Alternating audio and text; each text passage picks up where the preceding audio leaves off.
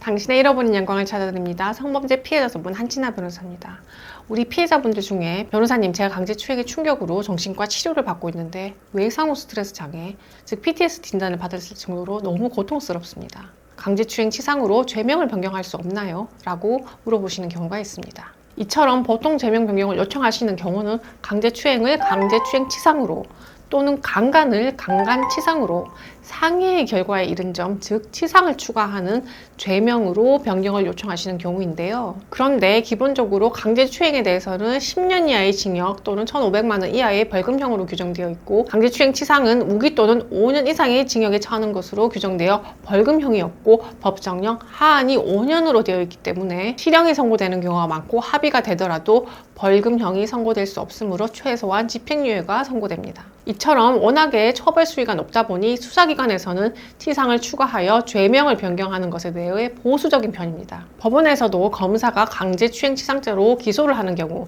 강제추행은 유죄를 선고하더라도 치상은 무죄로 선고하는 경우가 많습니다. 그러므로 우리 피해자분들께서는 죄명 변경을 원하는 경우 자료를 잘 준비하셔서 적극적으로 수사기관을 설득해야 합니다. 수사 단계에서는 경찰 또는 수사검사에게 죄명 변경을 요청하고, 재판 단계에서는 공판검사님께 공소장 변경을 요청하셔야 됩니다. 그런데 외상후 스트레스 장애 진단, 즉 PTSD는 보통 상당 기간 정신과 진료를 받은 후 진단받을 수 있지만, 늦어도 재판 진행 중에는 진단서를 발급받아 제출할 수 있어야 하겠습니다. 다만 단순한 불안장애, 우울감, 공황장애 등의 정신과적 증상이나 성범죄 피해 과정에서 있게 된 멍이나 타박상 정도는 강제추행치상으로까지는 인정되기가 어렵다는 점 참고하시기 바랍니다. 죄명 변경을 요청하실 때는 PTSD 진단을 받은 진단서, 그동안 정신과 진료를 받은 일체의 자료를 제출하시고 피해자의 고통이 얼마나 심각한지를 잘 말씀하셔야 합니다. 그러나 만일 피해자가 사건 발생 전에 정신과 치료를 받고 있었거나 사건 발생 후 진료를 받기 시작한 경우일지라도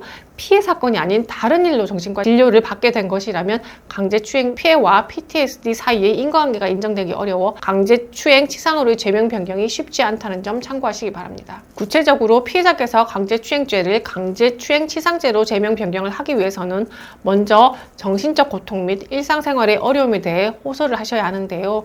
이를 위해 병과 휴직, 퇴사 등에 대한 서류를 제출하실 수 있겠습니다. 다음으로 고통과 일상의 어려움을 극복하기 위한 여러 가지 시도들을 했다는 점을 주장하시는 것이 유리합니다. 이를 위해 장기간 지속적으로 정신과 치료를 받고 심리 상담을 받은 자료들을 제출할 수 있겠습니다. 마지막으로 과거 정신과 진료 전력이 없었다는 것도 설명하시는 것이 인과관계 입증에 효과적입니다. 그러나 만일 과거 정신과 진료를 받은 전력이 있었다고 하더라도 피해 당시에는 진료를 받고 있지 않았다거나 사건 발생 후 투약하는 약물이 많아졌다는 등 PTSD 진단이 성범죄 피해 결과라는 점을 보여줄 수 있다면 죄명 변경의 근거로 주장할 수 있다는 점 참고하시기 바랍니다. 제가 보통 검사님께 죄명 변경을 요청할 때는 죄명 변경 자체가 쉽지 않기 때문에 죄명 변경이 필요한 이유를 자료와 함께 정리해서 의견서로 제출을 하고 검사님께 전화를 해서 일일이 설명을 드리는 등 매우 적극적으로 요청을 드리고 있습니다. 제가 진행한 사건 중에 피해자께서 직장 상사로부터 회식에서 추행을 당한 후 2차 피해까지 있게 되었고, 결국 병과 후 휴직까지 하신 사건이 있었는데요. 검사님께 여러 차례 설득을 하여 재판 단계에서 강제추행 치상죄로 공소장 변경을 하고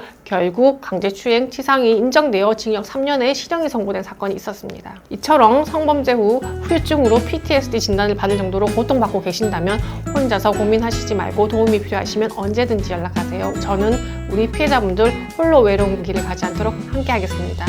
다음 영상에서 또 뵙겠습니다.